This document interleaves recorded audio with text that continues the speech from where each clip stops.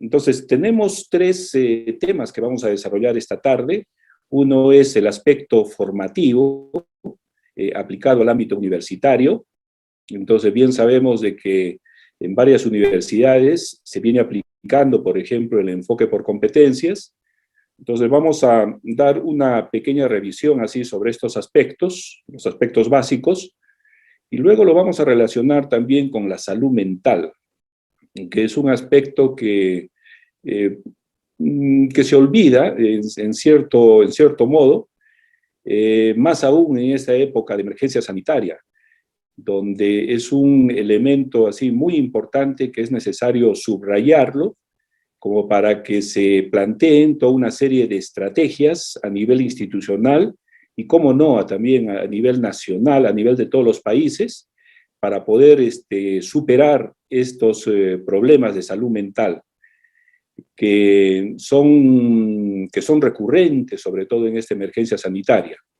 Y por último, el tercer eje que vamos a desarrollar va a ser la parte de la proyección hacia el futuro. ¿Cómo podemos superar esta situación? ¿Qué es lo que se viene?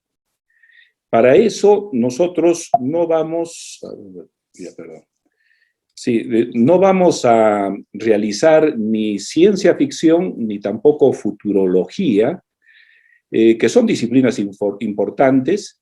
Lo que pasa es de que quien habla no tiene las destrezas y el conocimiento como para poder hacerlo.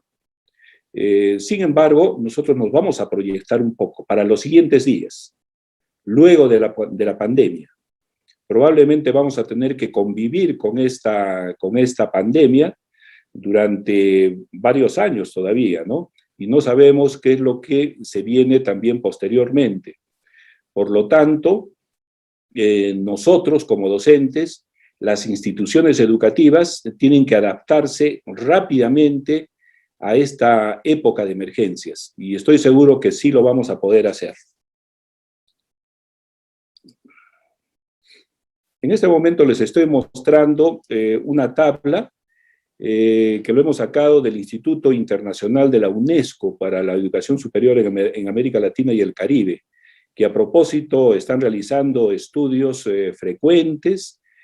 Hay documentos importantes que han salido a la luz a raíz de esta emergencia sanitaria, y solamente les estoy mostrando una de las tablas como para poder diferenciar los problemas de conectividad respecto al Internet que tenemos los diferentes países. ¿Cómo no? Entonces están adelante, por ejemplo, Norteamérica y Europa, y por el otro lado se encuentra el África y América Latina y el Caribe. Entonces aquí se necesita un gran esfuerzo nacional, un gran esfuerzo de los países, como para lograr como para poder aumentar esta conectividad.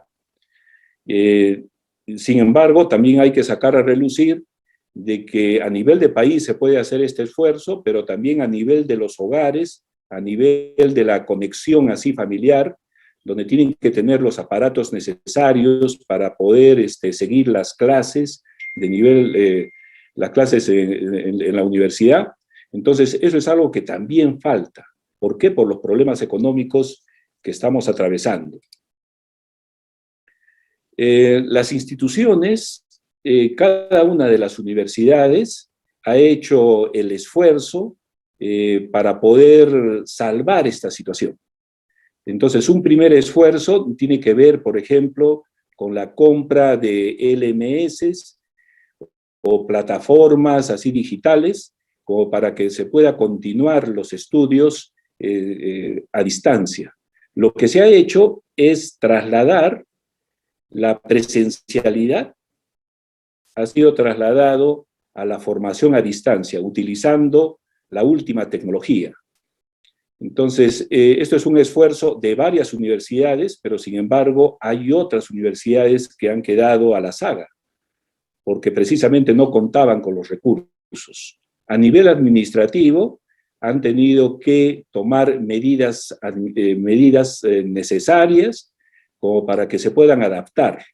Está pendiente, por ejemplo, el licenciamiento institucional de varias universidades, la acreditación de las escuelas profesionales también está pendiente.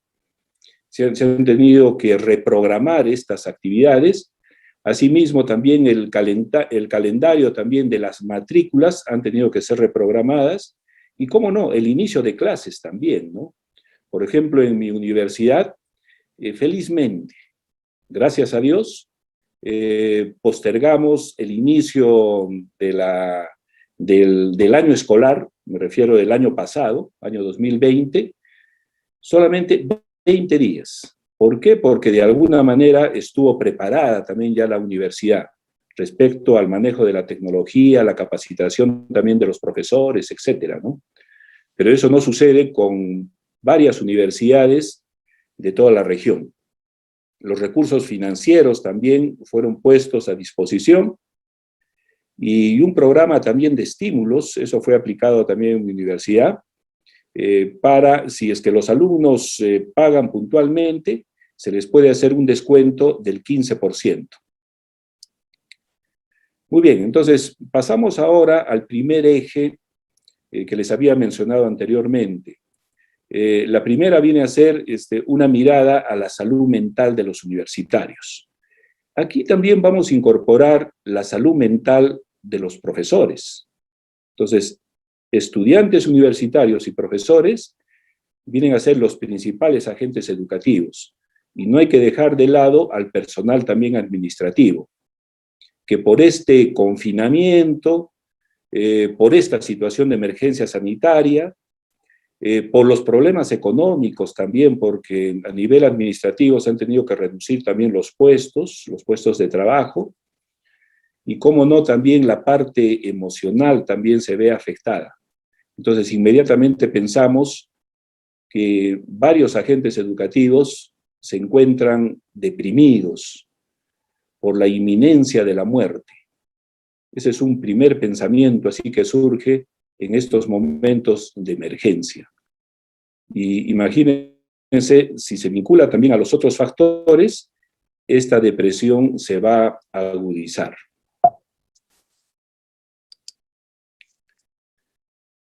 Lo que tenemos actualmente, y sobre todo en los primeros meses del año pasado,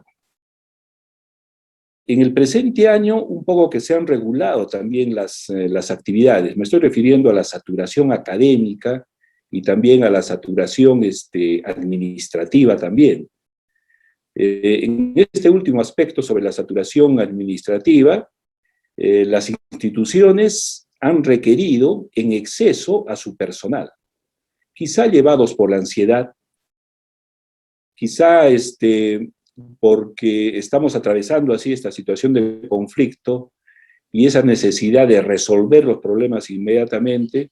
Entonces, a veces la ansiedad también se ha irradiado en todo el personal administrativo, los funcionarios y los mismos profesores. En el caso de los estudiantes, hay una especie de saturación académica. Es que nosotros los docentes de repente no hemos evaluado, no hemos medido la cantidad de actividades que tenemos que enviar a través de la red.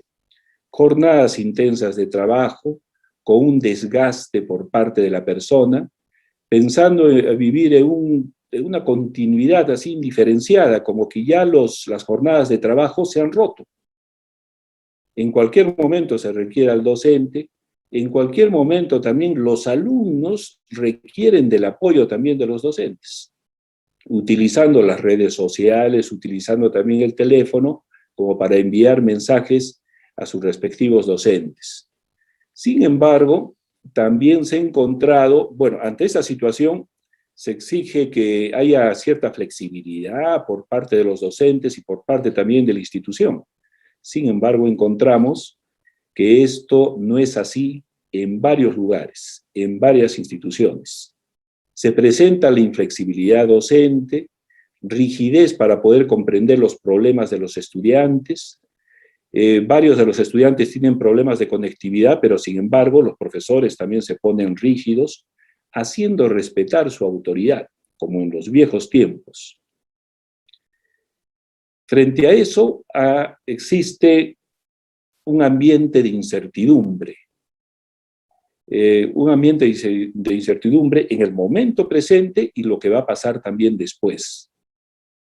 Entonces hay una reacción emocional hasta cierto punto normal por lo que se está viviendo. Me estoy refiriendo específicamente a la angustia por la inminencia de la muerte, bloqueando la representación de la perspectiva futura que toda persona necesita para sentirse motivado y ejercer en el momento presente sus propias actividades. Por otro lado, también, sobre todo en los primeros meses del año pasado, hubo una especie de reclamo, de protesta por parte de los alumnos y de los padres de familia que se tenían que rebajar las pensiones, ¿no es cierto? Sobre todo en las universidades privadas me estoy refiriendo, porque no es lo mismo la presencialidad con la formación a distancia, ciertamente, no es lo mismo. Y es que ellos pensaban, muchos pensaban, de que formarse a distancia es mucho más fácil. No hay infraestructura que pagar, pero sí hay lo que se llama la infraestructura y también hay el esfuerzo redoblado por parte de los docentes para poder llevar a cabo de forma efectiva la educación a distancia. Surge lo que se llama el síndrome de Corona Teaching. Cuando hablamos de Corona Teaching, estamos involucrando ahí a los dos agentes educativos de forma preferente, nos referimos a los estudiantes y también a los docentes. Ambos se sienten abrumados por el exceso de información, ¿no? Por medio de esas plataformas educativas, aplicaciones, correo electrónico y otro tipo de tecnología. Nos hemos multiplicado. Los principales estresores fueron la acumulación de tareas, como ya lo mencioné anteriormente, la inadecuada también ejecución de cursos virtuales, como también les había mencionado, simplemente se han trasladado las exposiciones donde se transmiten conocimientos en las aulas de forma presencial, se han trasladado también a la formación a distancia. Entonces, realizando en exceso encuentros sincrónicos, olvidando un objetivo central dentro de la educación, que viene a ser la búsqueda de la autonomía, de la independencia, la generación del conocimiento, sobre todo por parte de los estudiantes. Y esto se puede lograr a través de la formación asincrónica. Aquí tenemos una especie de conclusión así de esta primera parte, donde encontramos las principales manifestaciones durante esta pandemia. Repasando nuevamente el confinamiento, fallecimiento de familiares cercanos, eso es algo muy doloroso, problemas económicos crecientes, que no sabemos también cuándo lo vamos a superar. En el caso del Perú, hoy día en la mañana el ministro de Economía había anunciado que felizmente en el Perú estamos superando y hay un crecimiento de 3.5% comparado con el del año pasado, ¿no? Una relativa noticia, ¿no? Luego, presión académica en la formación a distancia, problemas de conectividad, el teletrabajo, que no está bien regulado en varios de los países, y se presenta lo que habíamos mencionado hace un momento, ¿no? De que hay una continuidad en el tiempo, donde se piensa de que tanto profesores como funcionarios administrativos tienen que atender las 24 horas del día a su trabajo, ¿no? Entonces también falta una regulación, no solo institucional, sino también a nivel de país.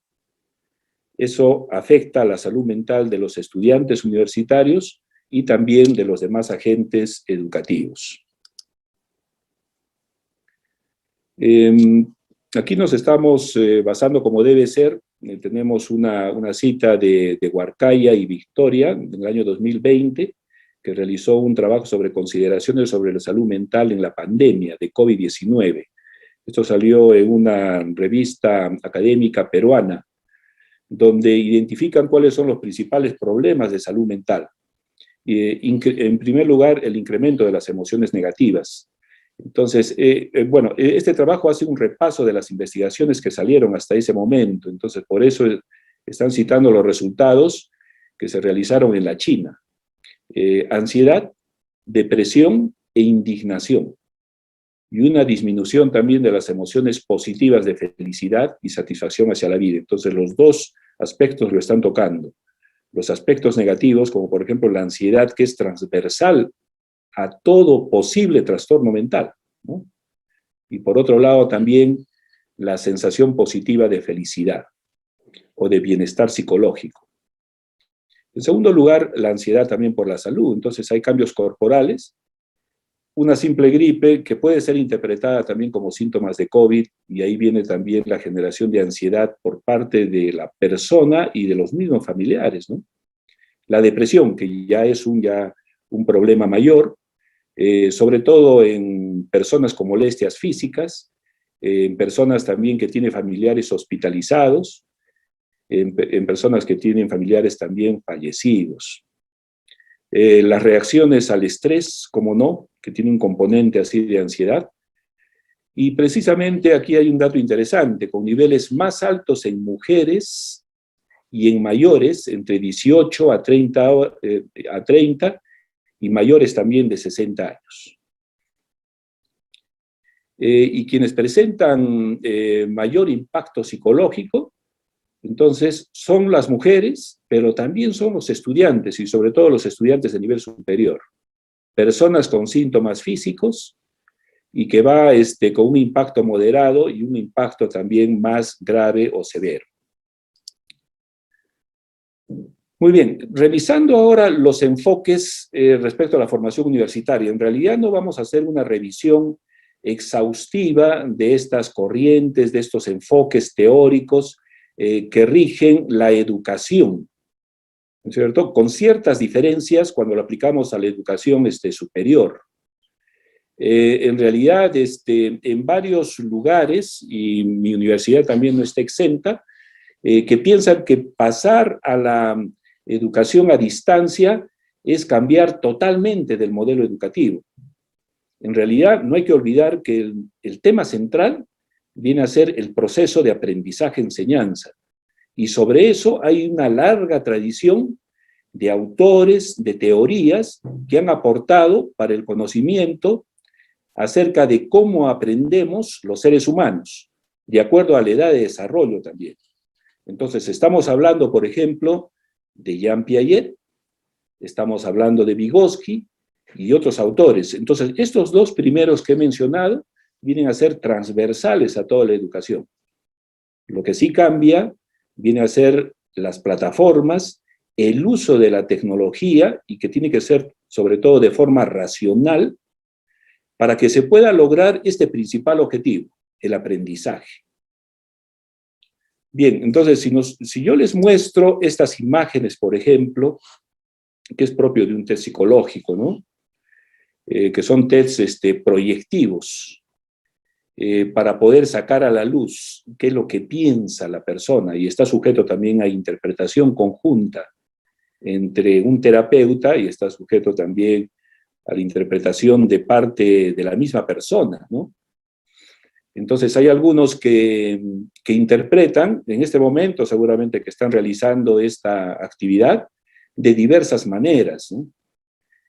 Con frecuencia lo interpretan como que alguien está persiguiendo a las figuras que están adelante, ¿no? Cantidad de, pueden ser animalitos, pueden ser meteoritos, como que el mundo se está acabando.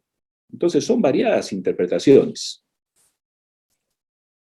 Y si yo les muestro esta imagen de color rojo, también lo estamos interpretando. Hay varios que lo interpretan como un símbolo de violencia, ¿no? De repente por el color rojo, probablemente, y que está siendo atravesado en su parte media por un sable. Cada uno va por su lado, de acuerdo a su imaginación, ¿no? Y en la parte posterior, ¿no? La parte de arriba puede ser la cabeza, ¿no? De una persona que le han disparado, y en la parte de atrás está la mancha de sangre, ¿no? Muy bien, entonces esa es una interpretación, y nosotros interpretamos en base a esquemas ¿no? En base a nuestra experiencia previa, que de repente nuestra experiencia ha sido traumática, hace poco o de repente en nuestros primeros años de nuestra infancia, y eso lo vamos reproduciendo también a través del tiempo. Entonces, esta misma lógica la podemos aplicar también a la educación contemporánea. Y es por eso que Jean Piaget nos habla de que interpretamos las cosas en base a los esquemas cognoscitivos. El concepto de esquema es central para poder entender la formación, tanto de la educación básica como también de la formación universitaria. Y este concepto de esquema o experiencia previa también es recogida, por ejemplo, por otro autor que nos habla del aprendizaje significativo. Me estoy refiriendo a David Ausubel. Entonces, David Ausubel da también importancia a esta experiencia previa. Es necesario que el profesor recobre, estimule, que salga a la luz la experiencia previa y sobre eso se asientan los nuevos aprendizajes. Igual, aprendizaje significativo. Entonces, la suma del aprendizaje previo más los nuevos aprendizajes es igual al aprendizaje significativo. Pero un pilar fundamental aquí viene a ser los esquemas, el concepto de esquema de Jean Piaget. Y dentro de este concepto de esquema tenemos la asimilación y también tenemos la acomodación. Entonces, en el primer caso, cuando hablamos de asimilación, estamos, digamos, incorporando las nuevas experiencias a lo que ya sabemos y no nos causa mayor conmoción, mayor conflicto emocional ni cognitivo tampoco. Y cuando hablamos de adaptación, estamos incorporando acá los estímulos del medio externo, pero hay una especie de terremoto, ¿no es cierto? Hay un cambio estructural de los esquemas que ya teníamos. Entonces, en la vida humana se presentan este tipo de estímulos que nos conmocionan, por un lado, a través de la acomodación, y que no nos producen mayor cambio a través de la asimilación. Y lo que nos recomiendan los investigadores posteriores a Jean Piaget es que hay que provocar el conflicto cognitivo. Es necesario cambiar, es necesario provocar la acomodación dentro de esta teoría de los esquemas. Muy bien, entonces, una enseñanza así que nos deja es que hay que respetar los esquemas cognitivos de los estudiantes, de las personas, sus diversas interpretaciones también, porque eso forma parte de su vida. Y sobre eso hay que asentar los nuevos conocimientos, pero no imponiendo, no a la manera de transmitir conocimientos, ¿no? De una forma tradicional, porque una autoridad se lo dice, como un profesor a un alumno, sino que de forma reflexiva y de forma fundamentada y también con un andamiaje o apoyo tutorial por parte del docente. Entonces, cuando hablamos, por ejemplo, del apoyo, del andamiaje, ahí estamos entrando, por ejemplo, a Vygotsky, ¿no? Y cuando hablamos también de que el conocimiento no solamente es individual, sino que también es grupal, colectivo. Depende mucho de la cultura donde se esté desempeñando los estudiantes. Ahí estamos hablando de la colaboración, de las dinámicas de grupos, que también es otro aporte también de Vygotsky. Muy bien, tenemos que apurarnos un poco. Como conclusión de esta parte, la conciencia no es un reflejo de la realidad, sino es una representación aproximada de la misma. Esta se organiza a manera de un mapa cognitivo de acuerdo a la experiencia previa de la persona. Entonces, estamos aquí concluyendo esta parte. Cada uno tiene un retazo de realidad que forma parte de su mapa cognitivo y que va a servir o que va a ser útil como para poder interpretar la diversa información que recibe. 5 principios en la formación universitaria. En primer lugar, reconocer la importancia de los esquemas cognitivos como experiencia previa, útil en el aprendizaje significativo, lo que hemos mencionado anteriormente. Reconocer también la importancia de la construcción del conocimiento con la participación de docentes y estudiantes. De forma colaborativa, formando grupos, se va construyendo el conocimiento. Perdón.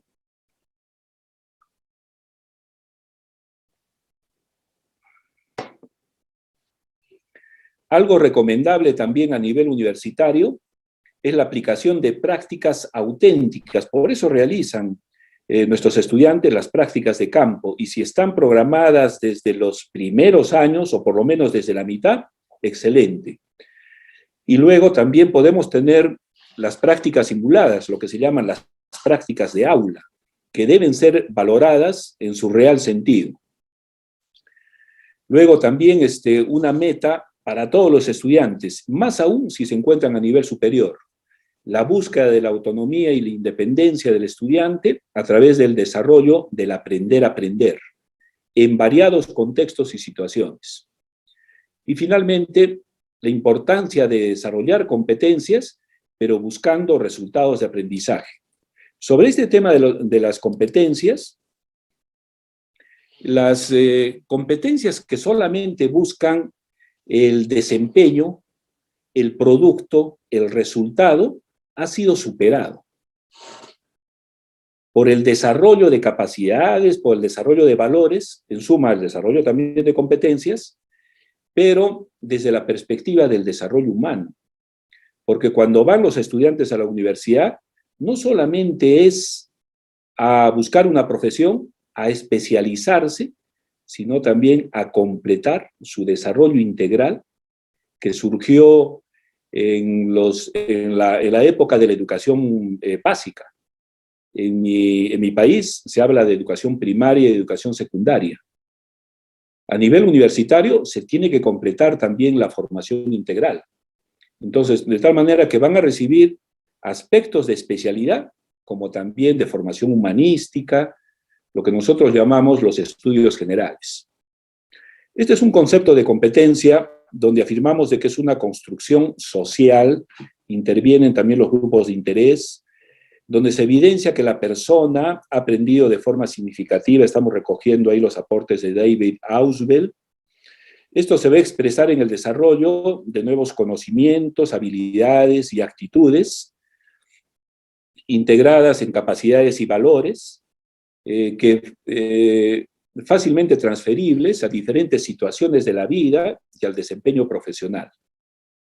Muy bien, dentro de este proceso, entonces aquí quisiera remarcar dos aspectos: las capacidades metacognitivas y también la perspectiva clara de un proyecto de vida de la persona.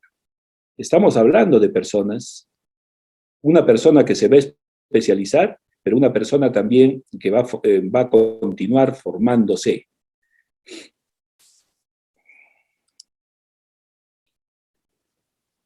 Esta es una figura adaptada de Pimienta, que grafica de forma clara las competencias. Entonces, por un lado está el aprendizaje significativo y por otro lado también la metacognición. Estoy remarcando constantemente este tema de la metacognición porque se ha demostrado que los mejores estudiantes son los que alcanzan mayor desarrollo metacognitivo. Cuando hablamos de metacognición es más allá de la cognición, es decir, superponerse a los contenidos y a las estrategias que estamos utilizando. Y eso nos permite precisamente regular nuestro comportamiento. Si es aplicado al ámbito académico, regular nuestro comportamiento académico, analizando y reflexionando sobre lo que sabemos, pero también sobre lo que no sabemos. Las competencias nos permiten resolver problemas, en un contexto particular también de la profesión. Pero antes de eso hay diversos saberes. En algunos enfoques de las competencias solamente subrayan los aspectos del producto, el resultado, pero nosotros queremos también subrayar el aspecto cognitivo que da fundamento a la acción. Parte 3 y última, acerca de la proyección de la formación universitaria, que podemos decir un día después o unos días después. sin realizar ciencia ficción, como les decía, que son disciplinas muy importantes, sino que quien habla no tiene las condiciones como para poder hacerlo. Entonces, en base a lo que estamos planteando, vamos a desarrollar una proyección hacia los siguientes días. Y les muestro esta imagen cálida. El invierno, estamos viviendo en una época invernal, no solamente respecto al clima, sino también respecto a lo que sucede con la emergencia sanitaria. Frente al dolor humano que aparece en esta época invernal, esto se va a ir desvaneciendo paulatinamente y viene la luz de la primavera. El invierno se desvanece frente a la luz de la primavera. Vamos a hacer un análisis bajo 3 ejes. A un nivel institucional, un nivel docente y en un nivel de los estudiantes. En primer lugar, a nivel institucional. Tenemos que tener conciencia que aquella educación tradicional, escolarizada, ¿no? Instruccional, donde la figura primordial viene a ser el docente, tiene que ir acabando de una vez por todas. Esto se venía a venir. Hemos hecho durante varias décadas esa crítica constante, pero ahora se presenta la oportunidad como para poder eliminar totalmente esta formación tradicional. Hay que reconocer que el principal protagonista viene a ser el estudiante. Entonces se habla, por ejemplo, que el profesor tiene que ser el intermediario, el facilitador, el incitador, pero de una vez por todas se tiene que colocar esto en primer lugar. Ahora, tal como está sucediendo en este momento, donde se está realizando este evento internacional con la participación de varios especialistas de cantidad de países, desde Rusia, ¿no es cierto?, desde la China también, lugares bastante lejanos para nosotros, y ha sido una gran oportunidad para poder reunirnos. De tal manera también se pueden crear espacios de análisis, de reflexión, formando grupos a nivel de todos los países. Y la tecnología facilita eso. Entonces, ahora si nos fijamos a nivel institucional, se pueden contratar también a docentes freelance, el profesor freelance, que se le contrata por un tiempo determinado, semestres, o puede ser de menor tiempo también, ¿no? Entonces, esto va a provocar que la educación se va a universalizar, ¿no? Comprender que la formación debe enfocarse en los fines educativos, o sea, no se trata de instruir, no se trata de desarrollar especialidades sumamente técnicas, sino que esto tiene que estar conectado también con lo que requiere la universidad, con los fines educativos, con las competencias institucionales, con las competencias también de egreso de la especialidad, que eso es lo que manda, vamos a decir así, ¿no? Y la posibilidad también de compartir experiencias entre culturas. Si va a existir el profesor freelance, también van a existir alumnos que pueden recibir cursos internacionales con certificación o no. Es necesario modificar los planes de estudio. En mi universidad ya estamos haciendo ya esas modificaciones con aquellos cursos que se adaptan a la formación presencial, a la formación a distancia. Entonces, lo que se está haciendo es combinar lo que se llama el e-learning, tanto la formación presencial como la formación también a distancia. Luego los medios tecnológicos como la infraestructura, que permitan la formación presencial vinculada a la semipresencialidad, e-learning y e-learning también aplicando a su vez las actividades sincrónicas y las actividades asincrónicas. Me estoy apurando un poco porque me falta, necesito un tiempo como para que tengamos el espacio para poder conversar. Es necesario también fortalecer el gobierno electrónico en la gestión de los procesos académicos administrativos. regular y optimizar las normas de teletrabajo, como les había mencionado, y mayor estímulo para las actividades de investigación formativa, proyección y extensión universitaria. Sabemos muy bien de que cada universidad tiene una investigación así especializada, pero es necesario también acompañar desde los primeros años a los estudiantes, llevándolos, formando semilleros de investigación. Desarrollo de competencias, identificando los resultados de aprendizaje. Esta estructura de los resultados de aprendizaje permite la evaluación acerca de cómo se va implementando el currículo de cada una de las carreras. Y además hay que incorporar lo que les había dicho desde la perspectiva del desarrollo humano, considerando los aspectos humanísticos, ciudadanos y técnicos también. Y de hecho que en este momento se están potenciando los centros de recursos y soluciones tecnológicas.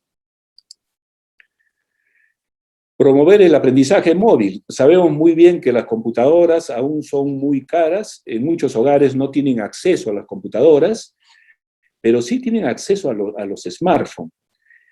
Estos vienen cada vez más con mayor dotación, como para que puedan desarrollar incluso sus clases de la formación a distancia. Entonces, las instituciones podrían promover no solamente el uso, sino promover también la compra y en varios casos también la dotación gratuita hacia los estudiantes, ofreciéndoles paquetes de conectividad adecuados para el aprendizaje. Muy bien, respecto al apoyo tutorial, si antes hemos mencionado de que un gran problema vienen a ser los problemas emocionales, incluyendo la depresión, de parte de los agentes educativos, entonces la tutoría, se tiene que crear una tutoría con redes de apoyo socioafectivo, brindando inclusive la teleconsejería para los alumnos que lo requieran o el personal que lo requiera, pero también no hay que olvidar las actividades de prevención a nivel grupal y también la promoción de la salud mental. Bien, aquí nos estamos valiendo de una figura de Trejos y Castro Escobar en el año 2020. Esto salió en una revista especializada, Utopía y Praxis Latinoamericana. El trabajo se denomina Implicaciones ontológicas en el aprendizaje a partir del distanciamiento social impuesto por la pandemia, COVID-19. Entonces, a partir de aquí voy a colocar algunas de estas figuras porque es sumamente interesante, porque resume lo que estamos hablando. Respecto a la institución educativa, están los recursos físicos, la actualización, el aspecto institucional, el aspecto de la conectividad, formación de formadores que tiene que ver con la capacitación a los profesores, sin exagerar también, ¿no es cierto? Sin exagerar, sin agotarlos, y el aspecto también de la dotación, creando microaulas, así modelo, para poder irradiar las clases virtuales. Bien, a nivel del docente, se tiene que promover la función del gestor académico. Entonces hay que recordar que el profesor, sobre todo a nivel universitario, a nivel de los colegios también, ¿no? O sea, ya cumplen ya una labor así de ese tipo, de gestoría, donde el profesor no solo está para dar clases, sino también para poder participar, por ejemplo, en el diseño curricular, en el apoyo tutorial, en la investigación también, y la proyección social. Hay que promover la investigación formativa desde los primeros años. Felizmente, en la Universidad Católica de Santa María, desde los primeros años se tiene instalado todo un sistema donde hay algunas asignaturas que participan en la promoción de la investigación formativa. Capacitarse también en construcción de espacios virtuales mediada por la tecnología. Entonces, esto es a partir de los cursos que vienen participando los docentes, cursos de capacitación. Aquí estamos remarcando el rol del profesor como intermediario facilitador. En realidad ya no es un nuevo rol, sino que esto ya debería de trabajarse ya desde hace tiempo, promoviendo el trabajo colaborativo, y hay una modalidad con éxito que se puede aplicar que viene a ser el aula invertida, ¿no? Donde se pueden grabar las clases presenciales y luego ya se guarda el espacio o el encuentro ya sincrónico con los estudiantes para poder discutir o poner en práctica lo que es la formación que han recibido con la clase grabada. Está presente el ABP, el aprendizaje de casos, en realidad ya desde hace tiempo, ¿no? Y lo que sí quiero detenerme es en crear este aspecto del aula reflexiva, asumiendo la función de un interlocutor calificado. Entonces, en esos encuentros, luego ya de recibir las clases asincrónicas, donde el alumno puede regular también ese encuentro con la tecnología, de acuerdo al tiempo también que tenga, el profesor puede promover esto, la reflexión, estimulando la generación de conocimientos, la capacidad también de emprendimiento, la creatividad, la autonomía y la resolución de problemas. La clase magistral no está vedada siempre y cuando se haga bien, ¿no? Con la presentación de un problema, la demostración de modelos ideales, el apoyo o el andamiaje por parte del profesor y lo que se llama la reflexión en acción. Esta parte de la reflexión en acción han trabajado bastante estos autores, Rogot y Schoen, donde el objetivo central viene a ser precisamente la reflexión en acción con los estudiantes, creando situaciones problema y entrenándolos también para comprender las cosas por sí mismos, porque lo que estamos buscando viene a ser la autonomía y la independencia por parte de los estudiantes. Los estudiantes aprenden cuando actúan y alguien los ayude a pensar sobre sus acciones. Es un proceso sociointeractivo en el cual se ayuda a los alumnos a crear nuevas comprensiones.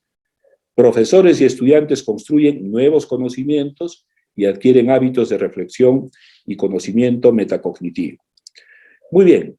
Ahora, respecto al docente, respecto al docente, siguiendo la línea de Trejos, Castro y Escobar. Entonces, aquí está la clase magistral que no está vedada, como les había dicho.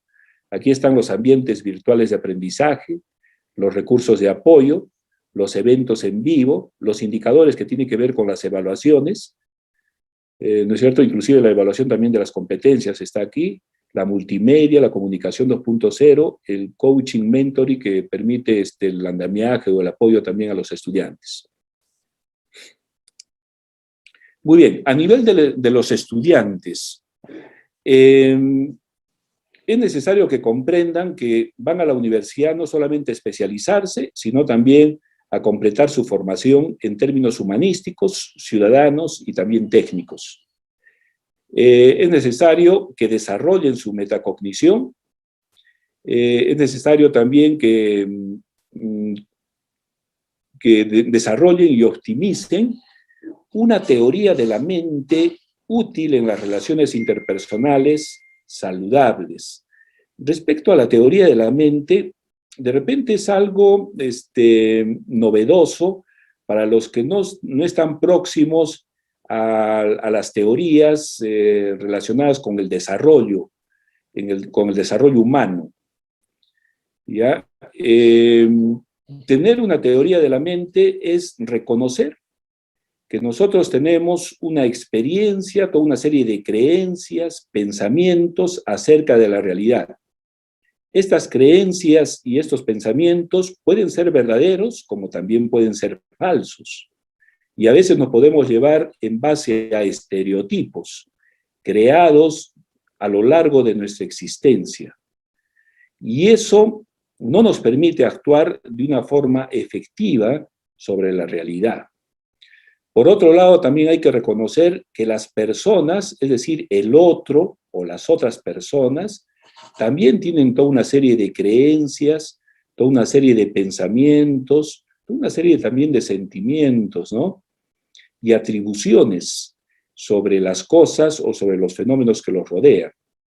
A veces nosotros tenemos un pensamiento egocéntrico, donde creemos de que lo que pensamos es. Le quedan aproximadamente 3 minutos para poder terminar su intervención y pasar a preguntas. Listo. Muy bien, muchas gracias.